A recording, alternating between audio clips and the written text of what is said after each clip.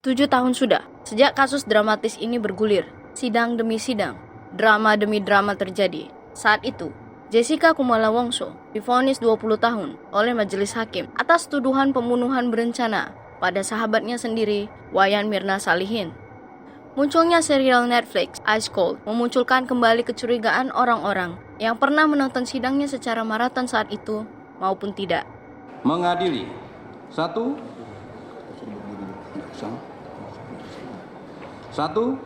Menyatakan terdakwa Jessica Kumala alias Jessica Kumala Wongso alias Jess telah terbukti secara sah dan meyakinkan bersalah melakukan tindak pidana pembunuhan berencana. 2. Menjatuhkan pidana terhadap terdakwa tersebut dengan pidana penjara selama 20 tahun. 3. Menetapkan masa penangkapan dan penahanan yang telah dijalani oleh terdakwa dikurangkan seluruhnya dari pidana yang dijatuhkan kepadanya. 4. Menetapkan agar terdakwa tetap ditahan. 5. Menetapkan barang bukti berupa nomor 1 sampai dengan nomor 18 dirampas untuk dimusnahkan. Nomor 19 sampai dengan nomor 29 tetap terlampir dalam berkas perkara. Nomor 30 dikembalikan pada saksi Arif Sumarko.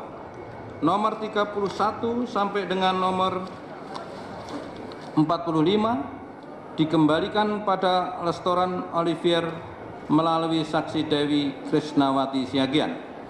6. Membebankan kepada terdakwa untuk membayar biaya perkara sebesar Rp5.000. Demikian putusan majelis.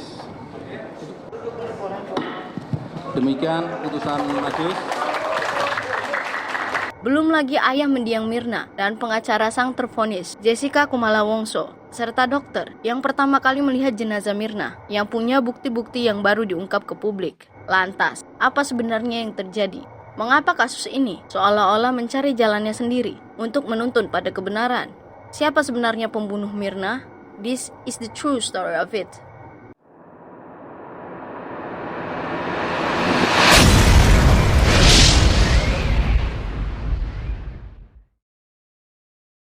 Olivier Cafe, Grand Indonesia, Jakarta Pusat, 6 Januari 2016, menjadi saksi kejadian tragis yang menarik jutaan pasang mata. 28 September 2023, serial Ice Cold di Netflix mengungkap sisi yang tak pernah orang-orang lihat sebelumnya. Di dalam seri tersebut, ayah Mirna dan suaminya saat itu, Arif Sumarko, mengungkapkan bahwa kebencian Jessica terhadap Mirna adalah sebab pembunuhan tersebut dilakukan. Mirna told Jessica, "Jess, why you want to have a boyfriend like that?" Mungkin agak kasar mungkin penyampaiannya Mirna ke Jessica. Ya, kok lu banget sih? Lu mau sama cowok-cowok yang ini nih, cowok ini. Mendengar itu Jessica tersinggung. Pengacara kondang Hotman Paris Hutapea mengungkapkan bahwa Jessica Kumala Wongso harusnya divonis dengan bukti-bukti dan saksi-saksi yang meyakinkan dan sah secara hukum. Karena memang putusan PK Mahkamah Agung sudah final, tidak bisa diajukan upaya hukum apapun. Namun demikian, apabila baca putusan dan temuan fakta persidangan, dalam putusan tidak ada bukti yang secara direct, secara langsung berjuang, bahkan untuk makan aja nggak cukup. Tapi begitu masuk vonis, walaupun tidak bukti, 2 alat bukti. Jadi saya berjuang untuk menerapkan hukum itu secara konsisten. Kalau yang jadi terdakwa itu adalah orang kaya, seperti baru-baru ini ada seorang pengacara kaya, langsung vonis bebas kan, alasan saksinya cuma 1, tidak ditemukan 2 alat bukti. Sementara dari kalangan miskin rakyat jelata sering divonis walaupun 2 alat bukti tidak dipenuhi. Jadi saya berjuang untuk perubahan hukum di Indonesia. Sudah waktunya Bapak Presiden dan Bapak Menteri terkait untuk segera bertindak. Kalau bukan sekarang, kapan lagi? Ini kan suara rakyatmu yang sudah jadi perdebatan secara nasional. Ingat, selamatkan para terdakwa yang memang tidak mampu secara ekonomi menolong dirinya maupun menyewa pengacara. Jadi bukan hanya kasus Jessica, sudah terlalu banyak kasus seperti ini. Hotman Paris. Mirna Salihin dinyatakan tewas setelah meminum es kopi Vietnam di Cafe Olivier yang dipesan oleh Jessica Wongso. Polisi baru mengambil sampel di lambung Mirna 3 hari kemudian. Hasilnya, ditemukan sianida sebanyak 0,2 mg per liter atau setara dengan 1 gram biji apel. Tidak ditemukan sianida di hati dan empedu miliknya. Sayangnya, pihak keluarga Mirna tidak mengizinkan jasad Mirna diotopsi secara menyeluruh. Hal itu membuat tim pembela Jessica Wongso yang dipimpin oleh Profesor Dr. Otto Hasibuan, SHMM, kesulitan membuktikan kemungkinan Mirna tewas karena kopi sianida atau tidak. Ditambah lagi, pada sidang ke-18, saksi ahli forensik Jessica Wongso, yakni Beng Beng Ong dari Universitas Queensland, dideportasi karena dugaan penyalahgunaan izin tinggal keimigrasian. Hal itu membuat tim pembela Jessica Wongso yang dipimpin oleh Profesor Dr. Otto Hasibuan, SHMM, kesulitan membuktikan kemungkinan Mirna tewas bukan karena kopi sianida. Terima kasih Yang Mulia. Setelah mendengar putusan majelis hakim tadi, terus terang kami merasa prihatin dan kecewa karena sama sekali majelis hakim tidak mempertimbangkan semuanya secara lengkap, terutama bukti BB4. Dan saya sangat kecewa sekali kepada majelis hakim karena telah bertindak seperti jaksa, telah menyerang pribadi kami, apalagi profesi advokat Indonesia. Coba tenang. Menurut kami, seorang hakim yang bijaksana dan arif tidak selayaknya berkata-kata seperti itu dan seakan-akan menjadi jaksa menyerang profesi advokat. Oleh karena itu, hal itu nanti akan saya sampaikan di dalam berikutnya. Dan oleh karena putusan hakim ini sangat tidak adil dan berpihak dan sangat-sangat tidak berdasarkan hukum, dan kami melihat ada lonceng kematian keadilan di pengadilan ini, maka dengan ini secara tegas kami menyatakan banding. Beberapa kejanggalan dalam persidangan tersebut pun diungkapkan oleh pengacara Jessica Kumala Wongso dalam podcast kenamaan Close the Door. Jessica telah gamblang mengungkapkan sisi lain dari persidangan yang tak pernah netizen ketahui sebelumnya. Lain halnya dengan Dr. Jaya Surya Atmaja, salah satu dokter ahli forensik, sekaligus dokter forensik DNA pertama di Indonesia, yang juga mengungkapkan hal-hal mencengangkan dari segi medis. Beliau diketahui adalah dokter pertama yang melihat jasad Mirna setelah 2 jam meninggal dunia. Kita unut pelan-pelan di dokter Jaya kasih contekan dikit ya. Dokter Jaya kan ketemu yang pertama kali nih, berarti 2 jam setelah dia pas meninggal itu kan Dokter Jaya ketemu nih. Dokter Jaya kan pasti formalin kan pasti ngeliat juga ya kondisinya bagaimana ya. Kondisi pada waktu itu menurut dokter apa yang terjadi? Nah sekarang gini, kalau orang meninggal, dokter forensik itu sebelum formalin selalu periksa dari atas ke bawah, depan Pasti. belakang, pasti. Walaupun tidak disuruh otopsi. Iya. Kebiasaan. Enggak harus, harus ya? karena saya harus yakin ini wajar. Mati sakit, baru saya bisa formalin. Oke. Kalau mati tidak wajar, ada luka, ada bau yang aneh-aneh, pasti saya tidak mau formalin. Kenapa? Loh karena akan mengganggu penyidikan kan? Oh, kasusnya bisa mengganggu penyidikan. Iya. So jadi, kalau diformalin kan nggak bisa, masih bisa kan masih bisa diotopsi. Pernah nggak waktu belajar mayat dulu? Nangis nggak? Nangis. Udah gitu mukanya berubah nggak? Iya, berubah. Iya, itu kalau seandainya di parunya kagak ada cairan, dimasukin formalin nanti jadi ada cairan nggak? Jadi itu akan mengubah. Makanya kita bilang itu aturannya itu nggak boleh. Nah, jadi pada waktu itu ya seperti itu. Nah, sekarang saya periksa luka-luka tidak ada. Luka-luka tidak ada. Tidak ada. Oke. Tapi karena saya udah selentingan tuh sianida, saya lihat mukanya. Orang keracunan sianida salah satu tanda utamanya adalah bikin mukanya merah terang, lebam mayatnya merah terang. Ini lebam mayatnya biru. Biru. Mukanya biru, semuanya biru. Jadi nggak cocok. Karena kenapa? Begini, mekanismenya si HB ini, sianida ini, dia masuk ke darah, dia akan berikatan dengan sitokromoksidase. Itu adalah enzim pernapasan. Itu membuat enzim pernapasan lumpuh. Sehingga HbO2 yang mestinya dilepas oleh darah ke jaringan untuk memberikan oksigen pada jaringan tidak bisa terjadi. Nggak bisa lepas tuh oksigennya. Akibatnya HbO2-nya tinggi. Jadi seperti orang HB-nya tuh jadi HB-nya banyak ya, HB-nya ya? banyak, tapi dia nggak punya HB Nggak di bisa jaringan. mengikat oksigen. Iya, Akhirnya jaringannya kurang oksigen, tapi di darahnya banyak. Itulah yang bisa membuat merah terang. akhirnya. Merah terang bukan cuma di muka, kalau Semua. bisa dibuka sampai ke dalam. Saya ingat satu ajaran Prof. Arif Budianto, itu profesor forensik pertama, guru saya. Ya, waktu saya masih PPDS, dia bilang, Dokter Jaya, lihat lambung itu. Lambung itu kan pernah lihat ini nggak, babat? Ya kayak begitu warnanya. Okay. Kalau ini dia bilang, kalau dia perdarahan, itunya hitam. Ada darah yang warnanya hitam karena darah kecampur sama asam lambung kan. Ini kasus cyanida. Kamu liatin apa yang lihat? Darahnya merah terang. Karena HbO2-nya tinggi kan. Iya. Lambungnya bengkak. Warnanya merah terang, merah banget. Dia bilang, kamu lihat itu. Sampai mati pun kamu tidak boleh lupa ini cyanida. Jadi cyanida itu ada dua patokannya.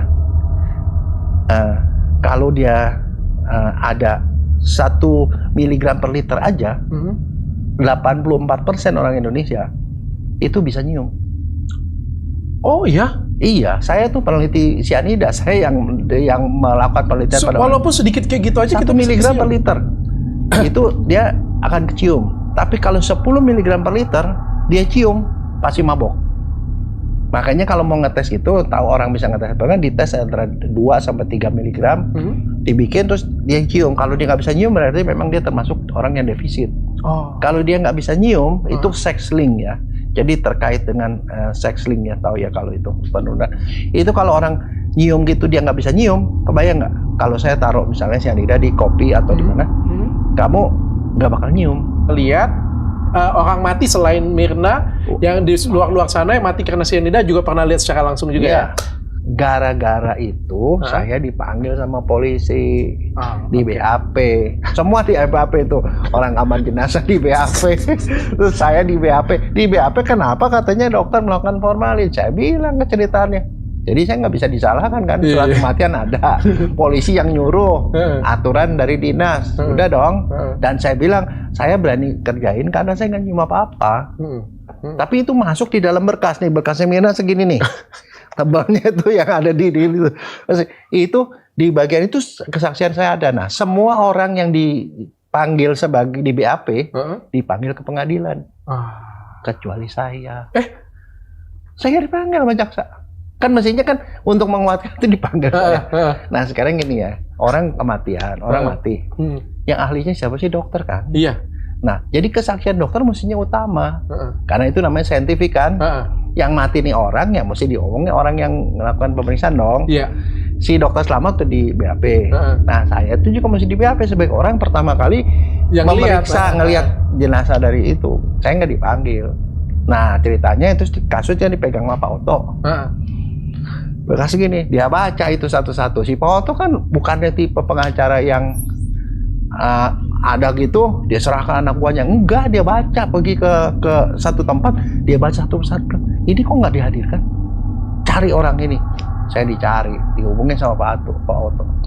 Sebenarnya dokter saya udah baca, tapi sebenarnya yang dokter temukan apa gitu. Loh, kalau gitu dia nggak salah dong.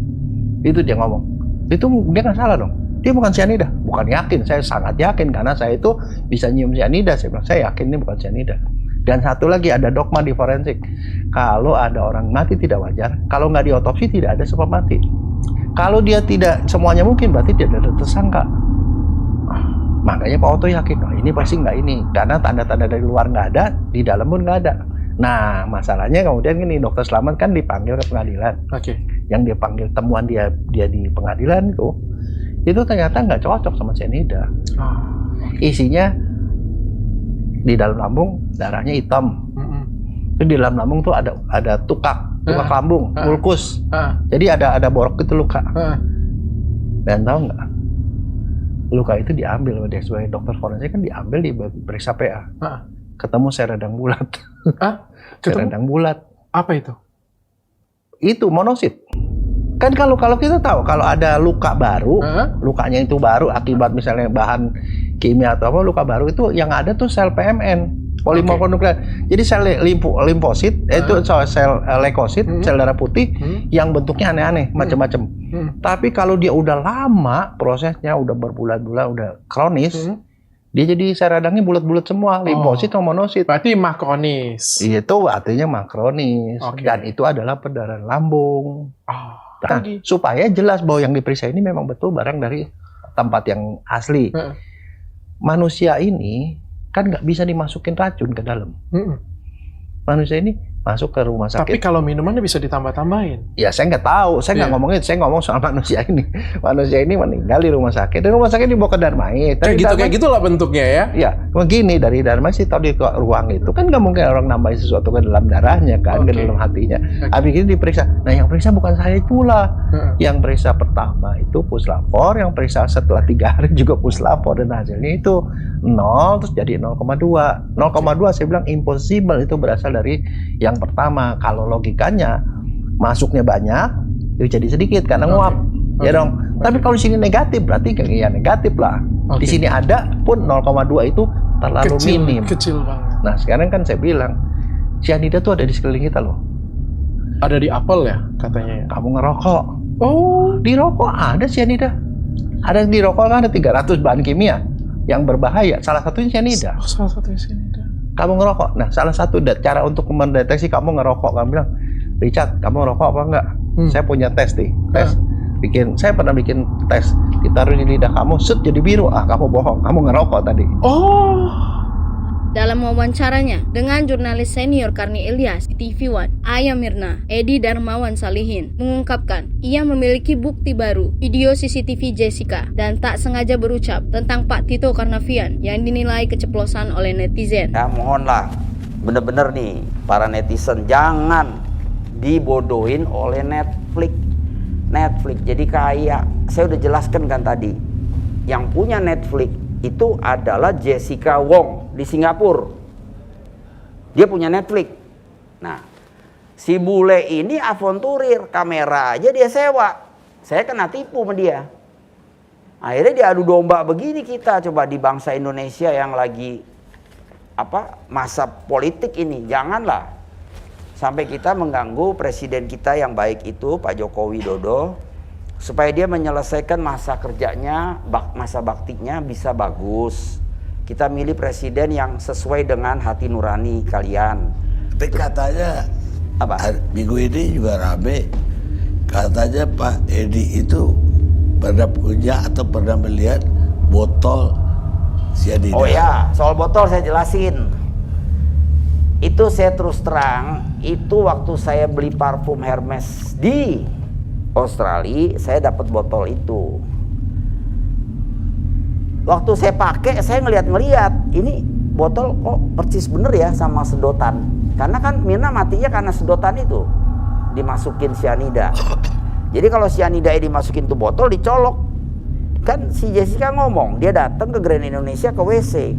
Dia colok ke WC, dia udah ambil sedotan, beli atau bagaimana, dia tuker tuh, dia switch. Makanya cepet ngomong detik. Ya itu teorinya Dr. Theo itulah yang paling bener. Ya, jadi saya mohon maaf sekali lagi kalau botol itu apa hubungannya dengan cyanida? Enggak, saya cuma berpikiran aja, crazy thinking aja. Jadi bahwa itu botol kalau dicolokin sama si siapa nih, sedotan, itu langsung jadi itu barang, begitu. Itu botol apa yang dipegang waktu itu? Itu parfum Hermes. Kalau beli coba deh kalian Hermes. Kenapa Pak Edi itu bisa bayangkan bahwa cyanida tuh cairan? Ya sekarang kalau nggak bawanya gimana? Saya tanya, bisa dicolok? Ya kalau saya malah nggak tahu selama ini cyanida. Ya tadi yang saya kasih lihat kan salah satu tuh tangan dia udah nyemplungin tuh. Nah satu lagi ternyata Dr. Theo itu ngomong karena ternyata di gelas kopi itu sudah ada sedotan. Itu maksudnya. Itu boleh itulah saya minta maaf juga, lupakan aja, itu hoax. Ya, saya cuma bikin itu, saya pikir malam-malam saya pulang dari Australia yang lihat adiknya itu lulus, saya beli Hermes, ada itu gelas, saya minta banyakan. Kan belum kejadian itu. Jadi ada ngegeletak di meja nih, saya pikir nih Jessica kan di Australia. Yeah. Itu barang Australia itu. Nah, wah ini kali ini, iya kan? Banyak itu di Australia. Apa parfum itu? Tempat parfum, tester, ada tutupnya sih. Jadi kalau orang mau coba dikasih dikit kita tutup. Dan itu persis sama sedotan, kurang lebih lah. Itu yang saya kasih lihat itu. Yang menguasai kopi cuman setan nama Jessica. Bagaimana ada orang lain? Bukan soal itu. Apa? Yang masalah kan sekarang ini tidak ada pembuktian bahwa itu cyanida. Material dia memasukkan sesuatu ke gelas itu. Ya itu memang yang memang Pak Nuh nggak bisa jelaskan dengan sangat detail. Ya. Tapi ada jawabannya. Masalahnya ada jawabannya.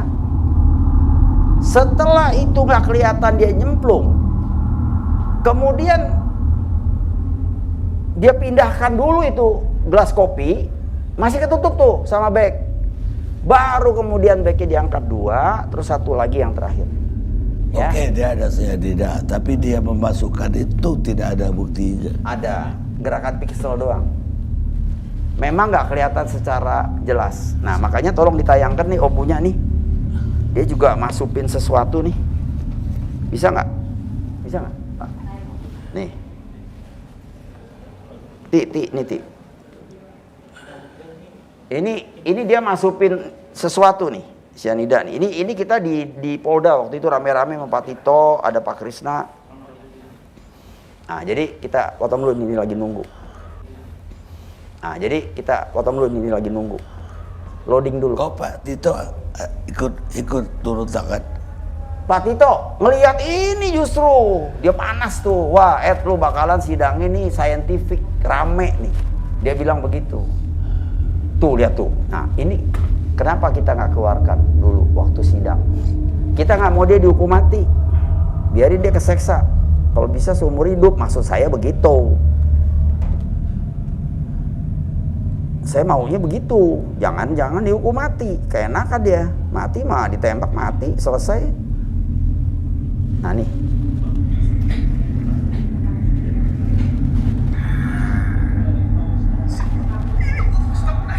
Ini polisi sampai teriak-teriak kesenangan nih.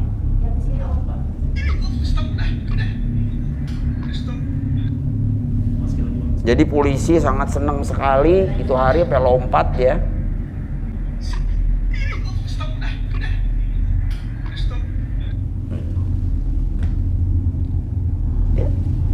Masukin juga. Dia kurang kali. Dia pakai sedotan yang teorinya Dr. Theodore. Coba dibuka deh linknya. Itu Theodore itu omongannya saya langsung, waduh kok dia yang ngomong bener ya.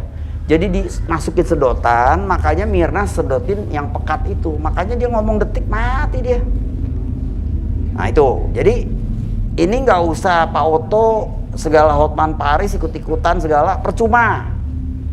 Mau lawyer 10 kayak dia juga nggak bakalan bisa menang. Saya kasih tahu, karena ini memang benar-benar dia ngeracun. Udah intinya itu. Belum lagi dalam video lain, beliau dinilai keceplosan juga karena mengatakan bahwa ia memiliki botol racun yang digunakan untuk meracuni Mirna. Kalau dia masukin ini petaka, misalnya, ini hanya saya bukan nuduh, ini lagi cerita. Nah, kayak gini nih tuh ada tutupnya tuh. Kira-kira seperti ini botol yang berisi cyanida yang dimasukkan oleh Jessica. Saya lagi beli minyak wangi. Loh kok kayak gini gitu ada. Itu.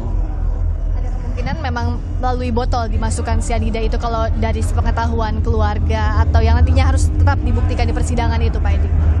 Priska, jangan mancing saya. Ini karena nanti akan dibuka besok. Kita sama-sama lihat, jangan bahaya ini. Kalau yang nggak bahaya saya buka deh semua buat Kompas. Lumenya. Nah, 12 gram segini. Ditahan dekat kamera Pak. Dikocok sama air gitu. Udah, ya berat selesai. Gitu. Mati orang. Jahat nggak tuh? Ini hanya ilustrasi saya nanti karena berkaitan dengan CCTV, lihat aja nanti. Menurut harian thisway.id, tidak sedikit pihak yang mulai meragukan vonis bersalah Jessica. Warganet malah mulai menebak-nebak apakah perempuan 35 tahun itu adalah kambing hitam dalam kematian Mirna Salihin, yang berarti ada pelaku lain yang belum terungkap. Bisa jadi Mirna Salihin tewas karena riwayat penyakitnya sendiri. Perdebatan warganet masih berlanjut hingga saat ini di media sosial. Nah, bagaimana menurut kalian? Apa sebenarnya yang terjadi? Apakah Mirna memang harus pergi karena telah diberi racun oleh sahabatnya sendiri? Atau memang harus ada yang dikambing hitamkan?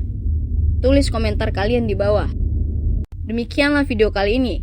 Jangan lupa subscribe, like, comment, and share. Semoga bisa bermanfaat. Insya Allah kita jumpa lagi di video berikutnya. Peace out. It's almost impossible to get an actor to show me. I don't think that can happen. We're sort of a bit outraged, to be honest, because they've allowed people to interview terrorists, bank robbers, murderers. Like, it's really confusing. Like, who am I really? Like, I'm not even a public figure or something. Yeah, we definitely want to keep trying to coordinate this for sure.